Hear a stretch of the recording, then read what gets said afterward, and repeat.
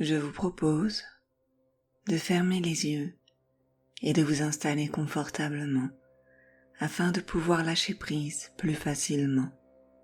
Il n'est pas nécessaire de lâcher prise pour laisser le corps se détendre sur son support agréablement.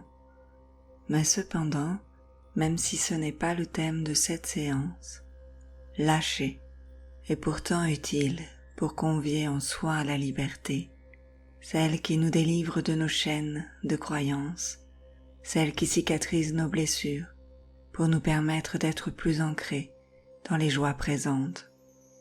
Un peu comme si on défaisait chaque poupée matrioshka pour toutes les aligner et permettre à chacune d'être à sa place, visible. Ainsi, vous pourriez permettre à chaque facette de vous d'être acceptée et reconnue, car là est bien le thème, que vous vous sentiez accueilli par la vie, par le monde, mais avant tout par vous-même. Parfois, le besoin n'est pas d'accepter les choses comme elles furent, mais de mieux les comprendre en changeant de point de vue. Pour cela, vous n'avez rien à faire d'autre que de vous laisser bercer par ma voix, qui vous guidera à travers les métaphores pour mieux vous retrouver, vous accueillir. Vous n'avez même pas besoin de m'écouter pour que la magie agisse. Vous pouvez laisser votre esprit vagabonder, tandis que mes mots voyageront sur le fil de vos souvenirs, à la rencontre de votre inconscient. Je vais vous raconter l'histoire d'une femme. Mon histoire commence dans son enfance, quand elle avait à peu près 3 ou 4 ans, et qu'elle était en âge de commencer à jouer seule. À son époque, il n'y avait pas d'écran, hormis la télé, rarement allumée. Alors, étant enfant unique, avec des parents souvent trop occupés pour passer du temps avec elle, elle dut apprendre par elle-même à s'amuser, même sans invité. Elle avait pris l'habitude de se réfugier dans son imagination, le plus souvent enfermée dans sa chambre. Là, elle pouvait changer les décors comme elle voulait, inviter les licornes et les dragons à boire le thé, ou partir en vacances dans les contrées inconnues de l'univers. Elle imaginait toutes sortes d'histoires dont elle était l'héroïne. C'était son monde à elle. Elle y plongeait dès qu'elle voulait quitter la réalité, qui parfois lui faisait peur, la blessait ou qu'elle trouvait ennuyeuse. Et cette habitude devint de plus en plus fréquente, au point qu'après quelques années, cette fuite qui lui créait une bulle de sécurité devint aussi sa prison. Elle ne contrôlait plus. Toute sa réalité était mise entre parenthèses au profit d'une vie fantasmée plus ou moins de contes de fées. Ça lui prenait à tout moment lors de conversations qui l'intéressaient, de soirées. Sans même s'en rendre compte, en une fraction de seconde, elle s'absentait dans un creux de sa tête et s'effaçait, pris dans la toile de son imaginaire. Elle se sentait à l'écart sans se rendre compte que c'est elle qui s'y mettait. Mais voilà qu'un jour, comme aujourd'hui, elle en avait assez de se sentir absente tout en étant présente. Elle en avait assez de fuir sa vie. Quand elle était petite, c'était sa solution pour s'occuper, échapper à certaines situations dérangeantes. Mais maintenant qu'elle avait grandi, elle pouvait faire autrement, améliorer son quotidien, ses relations, tout en s'alignant à ses besoins. Elle voulait arrêter de rêver sa vie pour se donner la chance de la vivre pleinement. Elle voulait découvrir ce que la vie avait à lui offrir, elle voulait en profiter. Même si la réalité n'a pas de licorne enchantée et qu'elle n'est pas une super-héroïne, elle voulait devenir l'héroïne de sa vie et contribuer au monde à son échelle en agissant dans la réalité. Elle savait qu'il y avait de magnifiques choses à vivre et à découvrir pour celui qui a les yeux ouverts. C'était à elle de mettre de l'extraordinaire dans sa vie, pour que sa vie soit aussi belle et magique que le rêve. Et justement, elle était prête. Alors elle décida de rompre avec le fantasme, comme on rompt un contrat qui a cessé de convenir, pour ouvrir les bras à la vie réelle et profiter de ces magnifiques expériences vécues, des plus simples aux plus rares, pour se sentir épanouie, se sentir vivante, profiter de chaque instant présent. Ou bien sûr il lui arrive encore de s'évader dans son imaginaire, C'est un lieu qu'elle continue d'apprécier visiter de temps en temps. C'est un lieu d'inspiration pour elle qui écrit et illustre des livres pour enfants. C'est juste qu'elle a trouvé l'équilibre en retrouvant le pouvoir sur sa vie. Dorénavant, elle est ancrée dans chaque moment de son existence. Même les moins bons, elle s'autorise à les ressentir. Car vivre, c'est ressentir, accueillir les sensations en nous. C'est en cela qu'elle a su se réapproprier son identité. Apprendre à se connaître fait grandir. Et que diriez-vous de vous autoriser à transformer le rêve en réalité? Vous pouvez laisser tomber le masque du fuyant pour enfiler celui du présent, un masque qui vous va comme un gant, car reflétant bien mieux la magnifique personne que vous êtes réellement. Vous savez, vous pouvez être un cadeau pour les autres. Vous êtes déjà un cadeau de la vie. Pour continuer cette séance, laissez-moi maintenant vous raconter l'histoire ancienne d'André, qui avait tout quitté, son pays aussi, pour rejoindre la conquête de l'or aux États-Unis. Il pensait qu'il n'avait pas sa place là où il était et voulait s'offrir de meilleures chances pour sa vie. Après la traversée de l'eau, il traversa les terres, passant par des forêts et des déserts, jusqu'à ce qu'il trouve la place idéale, près d'une petite rivière. Il s'installa dans ce magnifique coin de nature, se construisit une maisonnette et commença les recherches. Il tamisait toute la journée les pelles de terre dans l'eau de la rivière. Les quelques poussières qui luisaient sous la lumière lui donnaient l'espoir que bientôt il pourrait faire de bonnes affaires. Mais dans toute cette boue, malgré la fine poussière, il n'y avait rien à faire. Aucune pépite ne semblait vouloir sortir de son trou.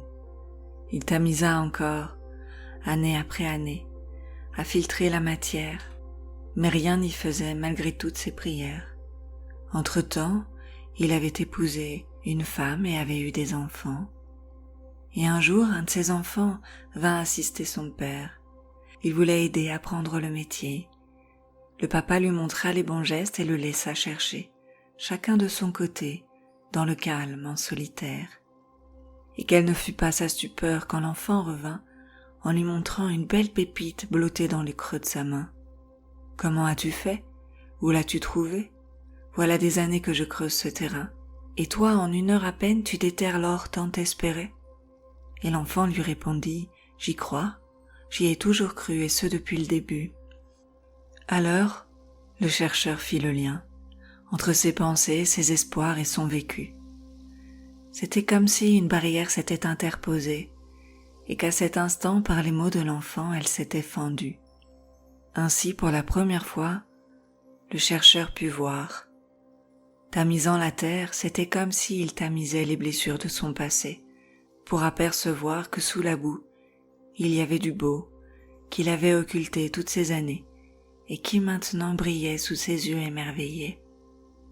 Nettoyer son passé pour voir que dans tout vécu, il y a aussi des pépites d'or.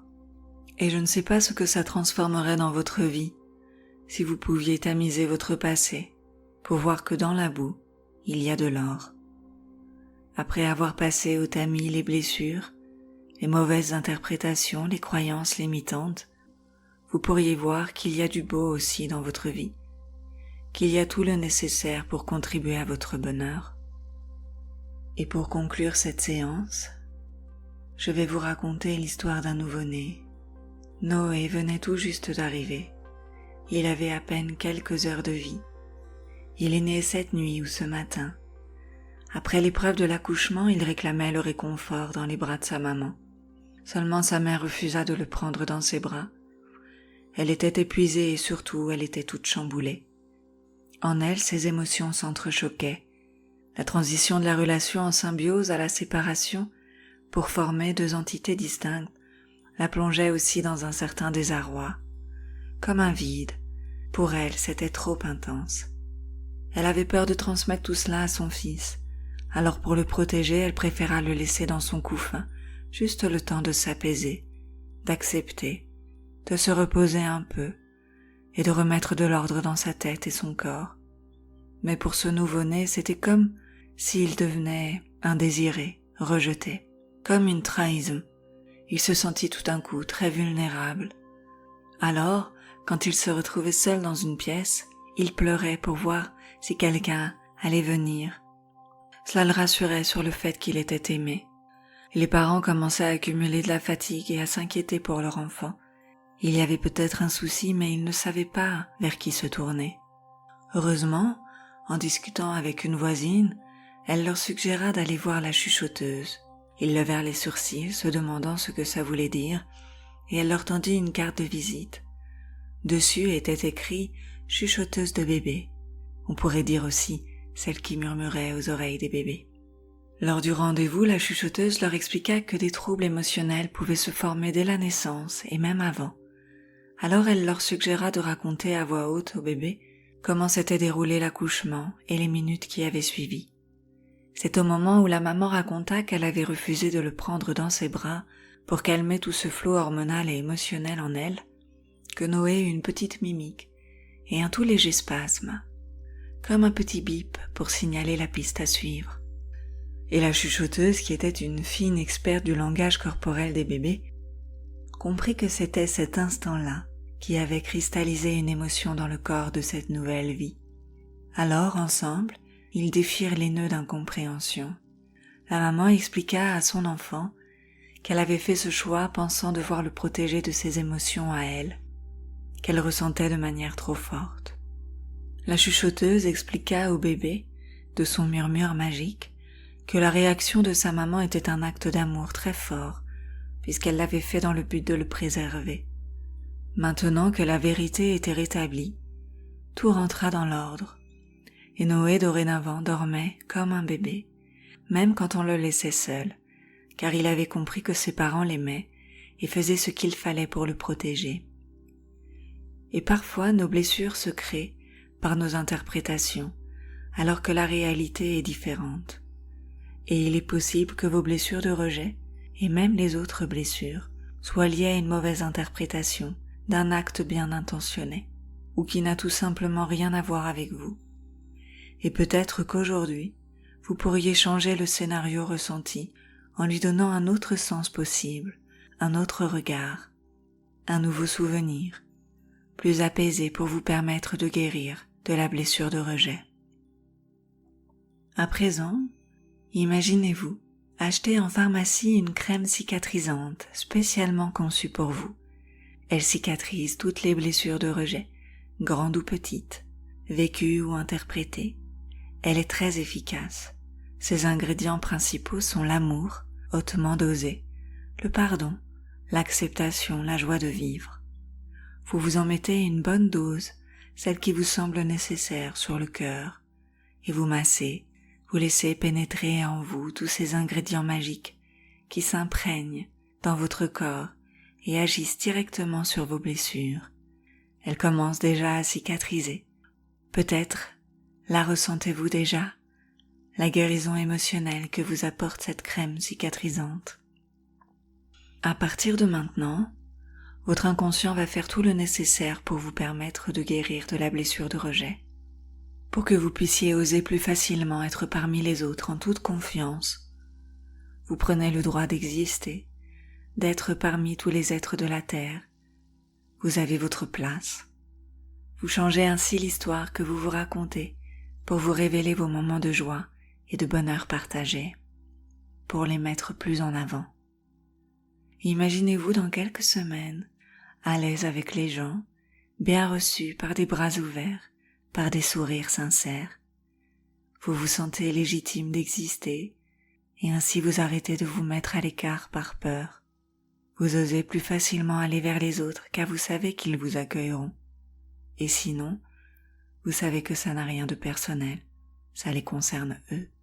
Vous vous sentez apaisé comme lorsque nos blessures cicatrisent, elles cessent de nous faire souffrir. Vous retrouvez plus de sérénité, d'esprit et gagnez en confiance en vous et en la vie. D'ici quelques instants, vous allez revenir ici et maintenant. La séance va continuer d'agir sur les prochains jours et les prochaines semaines à venir.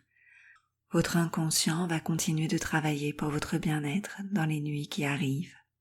Et si rien ne se voit de l'extérieur, en vous opère déjà le changement.